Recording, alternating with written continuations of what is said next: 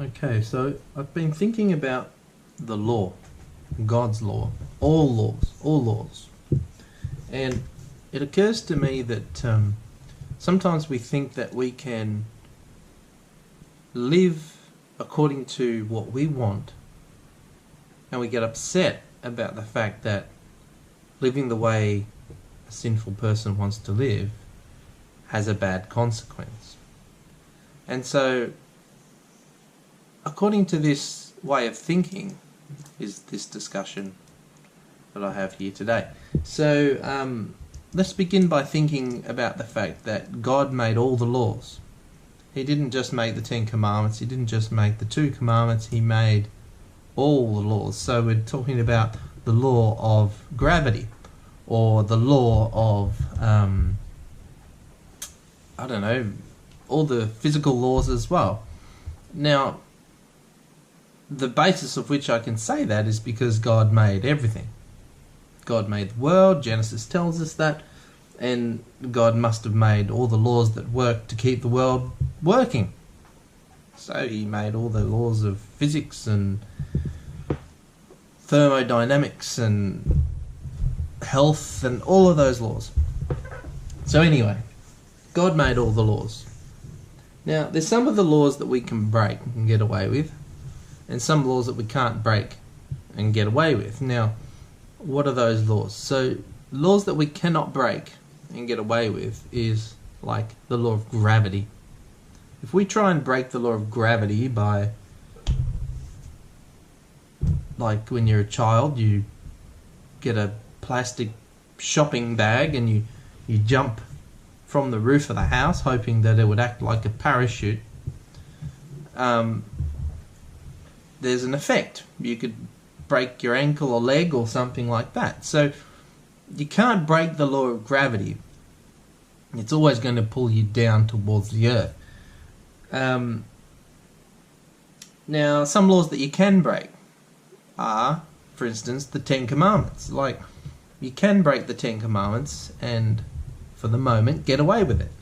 So, you know, you may be someone who likes to steal, or someone who likes to commit adultery, or something like that. You can break some of these laws and temporarily get away with it. Now, the question I posed at the beginning was that some people feel as though it's unjust of God to punish sin because He gives us free choice. Now, if we have full free choice, we should be able to live as we want to live, whether that's murdering or whatever, stealing.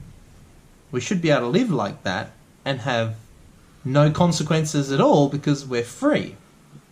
Now, this poses a problem because all things work according to law. Now, the same way that me dropping an orange off the top of a house has an effect on the orange, shouldn't us breaking God's law also have an effect? Because if gravity didn't work the way that gravity works, then that would have a serious consequence for everything else. Which means that if we break God's law, then that also has a serious consequence for everything else. It's just that we don't always see it straight away. So how can we think that breaking God's laws we should be free to do without the consequences of that? Now, I think that God made all the laws for a reason, because that's just the way that life works best. Without gravity, things would be really difficult. And without the fact that we have to eat to stay alive, that's another law which we can't really break for too long. Even though at the moment I'm living on vegetable juice, but we can't break that law for too long without it having a consequence. So why is it that we can think that we should be able to break God's laws, like stealing and not worshipping and not keeping the Sabbath and things like that, for it not to have a consequence. The same way that breaking the law of gravity has a consequence, the same way that breaking thou shalt have no other gods before me, will have a consequence, because God designed those laws because he knows that that's the way that life works best. Any breaking of any of these laws does have a consequence. Now,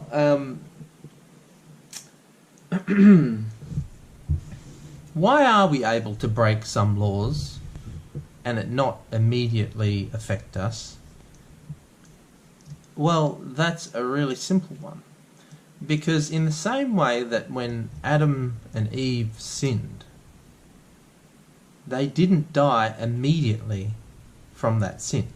The same, like gravity has a very immediate effect, but breaking God's law in this regard does not have an immediate effect.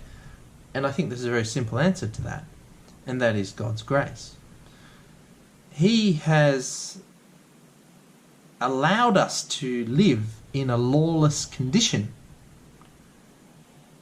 for the ability, the chance that one day some may be able to accept his sacrifice on their behalf, on our behalf, and live. So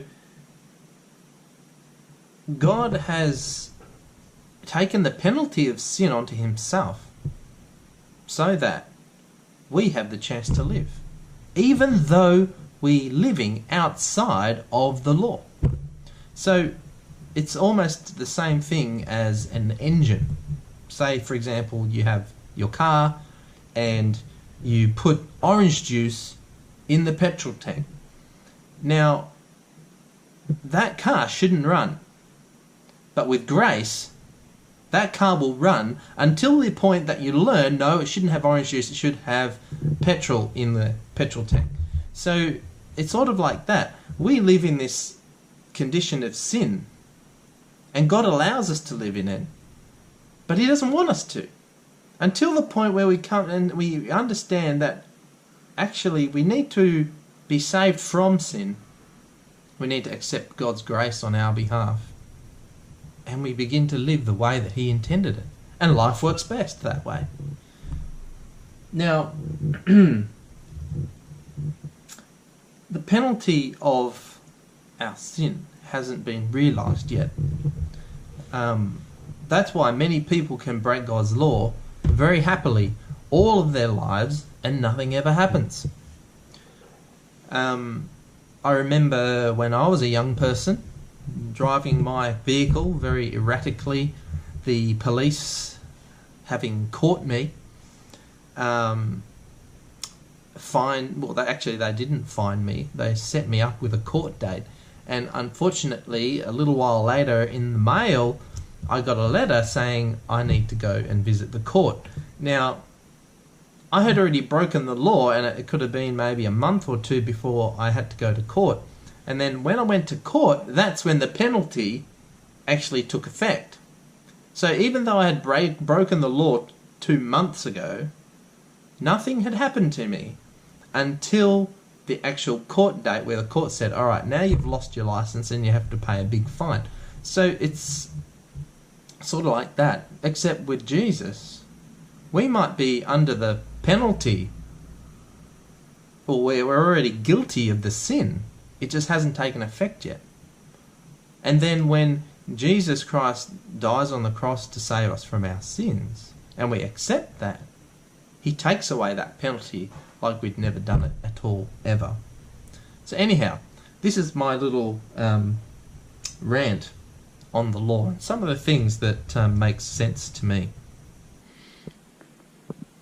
For if by one man's offence death reigned by one, much more they which receive abundance of grace and the gift of righteousness shall reign in life by one Jesus Christ. Therefore, as by the offence of one judgment came upon all men to condemnation, even so by the righteousness of the one the free gift came upon all men unto justification of life. For as by one man's disobedience many were made sinners, so by obedience of one shall many be made righteous. Now this verse I would take to understand that it indicates that the one act of self-sacrifice that Christ made back in the first century works into the future to cover all the future people, but it also works into the past to cover all those people. And we understand that Abraham, by faith, accepted that. So we know that by faith Abraham accepted the gift of Christ, and he'll be saved, even though Christ hadn't died at that point. Okay, so to wrap up, breaking the law has consequences. Everything works according to law. The only way we can break God's law and get away with it is by the fact that Jesus Christ took the punishment for breaking those laws onto himself. So we do have freedom. We do have absolute freedom in God. But the fact is that everything works according to law. But God made those laws for our life to be the best it possibly can. So God made good laws for us to follow. He didn't make bad laws for us to follow. He made good laws, which, if at some point later on in the future are written completely in our heart, that'll be naturally how we want to live anyway. Thanks for watching.